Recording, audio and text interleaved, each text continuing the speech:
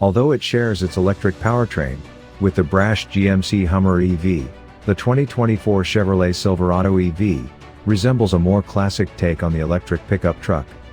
An available midgate design allows users to fold down the wall between the bed and the cab for additional storage space, a feature that some may find reminiscent of the now-discontinued Avalanche pickup truck from the early 2000s. A large battery pack is said to provide up to 400 miles of range per charge, and DC fast charging tech can juice the battery, with 100 miles of range in just 10 minutes. Dual electric motors provide standard all-wheel drive, and up to 664 horsepower, and the Silverado EV will be capable of towing up to 10,000 pounds, and hauling up to 1,300 pounds of payload.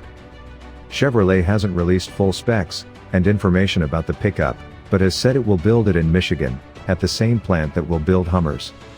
When it goes on sale, the Silverado EV will face stiff competition from the Ford F-150 Lightning, as well as upstart offerings such as the Rivian R1T, and the Tesla Cybertruck.